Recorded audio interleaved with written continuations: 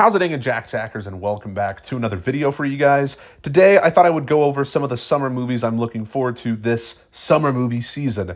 Even though the season's technically already started with May and all those big releases such as Guardians of the Galaxy Volume 3, but, we still have a lot of summer movies to go over and all through the months of June, July, August, and whatnot. And I'm very excited just because it looks like it could be a pretty good season and there could be a lot of fun movies in here. So I've already talked about some of these movies already on the channel. If you guys saw my top 10 most anticipated movies of the year video. But there are some new ones, and we have gotten some trailers since I made that video, so I can kind of have new, fresh opinions on them a little bit. But I thought this would be fun to do, so let's get into this. In no particular order, this isn't necessarily like a top 10 list or anything. We're just going to be spouting off in random order. So I guess let's just start off with Blue Beetle, because this is a movie that I had been interested in for such a long time, ever since it was announced. Now, this looks really interesting, and they did release a trailer, and I made a whole video going over that. And, I was kind of conflicted on the trailer, I will say, but recently I've just accepted the trailer fully. I'm not going to lie, because honestly, the suit looks really awesome. It looks like one of the best comic book suits we've gotten translated from page to screen, and it just looks really dope. And also, I feel like this could really be like a fun, family-oriented movie, so to speak. And I really do think that would be an interesting way to go down in this movie, just because I think a lot of the times in superhero movies we see obviously the superhero trying to conceal their identity, but once the whole family automatically knows their identity, that'll kind of bring new dynamics to the table a little bit. And I don't know, I just think this will be super fun overall, and yeah, it might be interesting. Anyway, moving on to The Meg 2, The Trench. Yeah, I'm kind of hyped for this movie. Once they released that trailer, I was so on board with this movie. And I'll be completely honest with you guys, I haven't seen the first Meg. That's right. I'm sorry, I guess I missed out on peak cinema.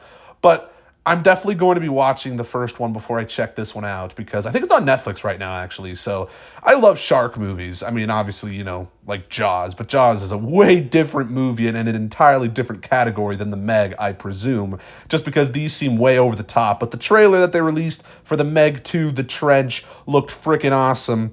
You have dinosaurs in this movie. What is going on? And of course, Jason Statham, he's just a badass in all his roles, I feel like. And I do like him and his charisma a little bit. So, this looks pretty awesome. I'm a little hyped, not gonna lie.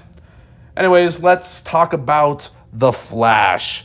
Oh dear, where do I even begin? This is interesting, but yeah, I'm super excited for it still, even though I don't know, man. I mean, first of all, there's been a lot of weird reactions hyping this movie up. And I feel like I've talked about this movie a lot on the channel already.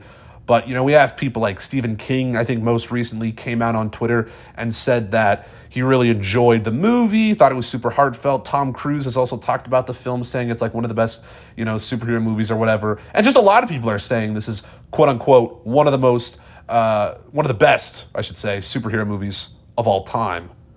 What? That just boggles my mind a little bit.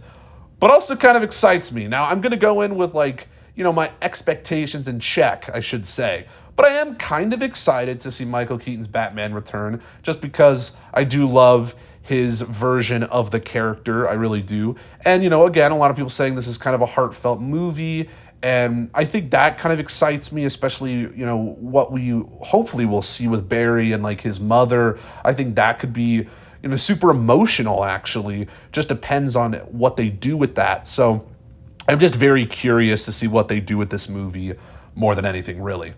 Anyways, next let's talk about Spider-Man Across the Spider-Verse. Oh yes, of course, I'm excited for this. All the trailers they've released have seemed amazing. I mean, the animation looks amazing as well. It's just absolutely flawless and just so damn unique and really just beautiful.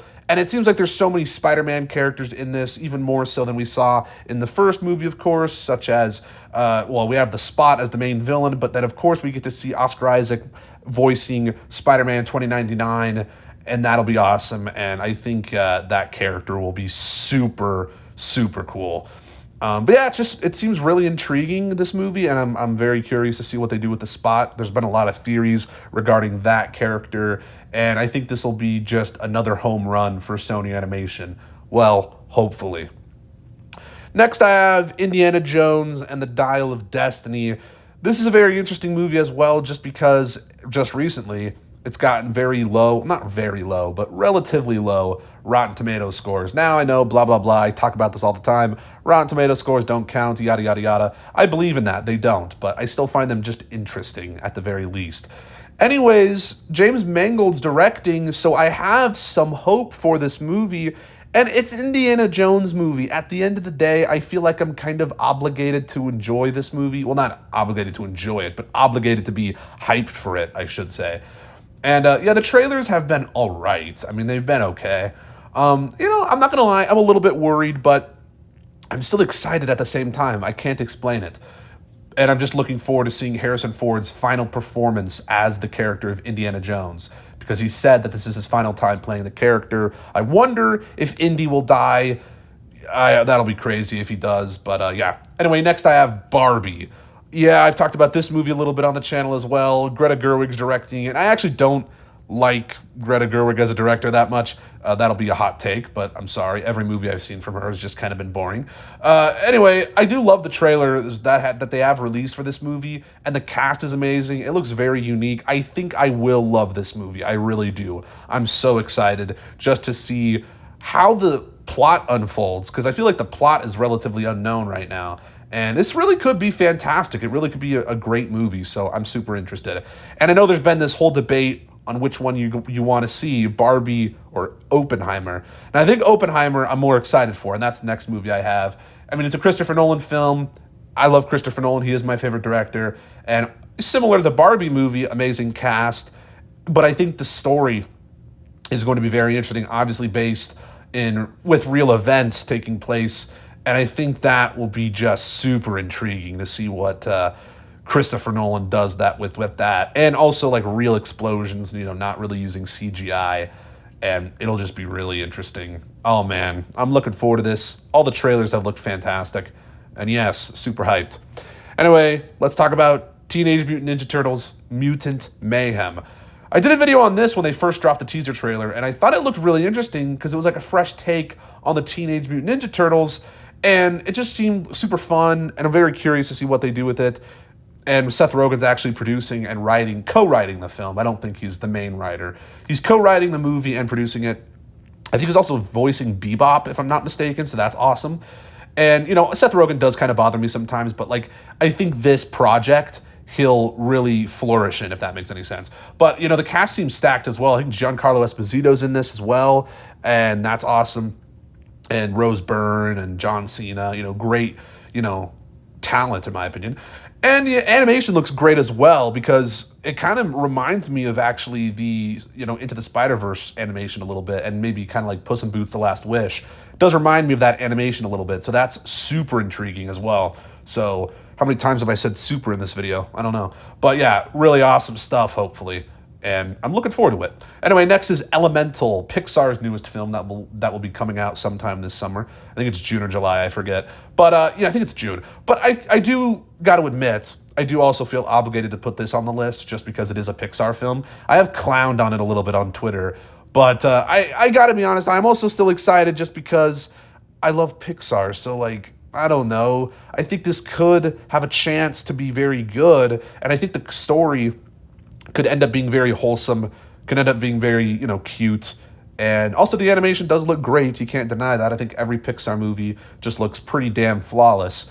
And I do think this could be good. So, you never know. I just wanted to put this on the list just because I think it does have potential to be a pretty solid movie. So there you go. And lastly, let's talk about Transformers: Rise of the Beasts. Now, I'm not a huge Transformers fan, but I've seen every movie from the 2007 movie to Bumblebee, which came out in 2018. So I've seen all of those. I think they made an animated movie and all that, but I've basically seen all the Transformers movies, and I'm very curious to see what they end up doing in this movie. I know there's some murmurs of Unicron showing up in this film.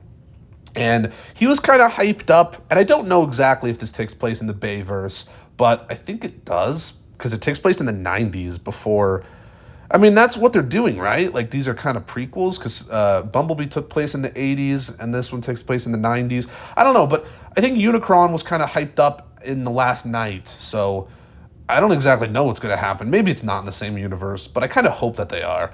But anyway, that'll be interesting. I don't know if he's actually going to be in the movie, but we know the Maximals and the Predacons will be in this and all that, and they look really dope in all the trailers we've seen. And I think this could be a super just action-packed, fun film, and some of the action sequences that were actually shown in the trailer look amazing and really, really cool. That's all I'll say. But yeah, I'm looking forward to this one, and that's all the movies I want to talk about. I know there's a bunch of others, like the Mission Impossible. There's a new Mission Impossible movie coming out.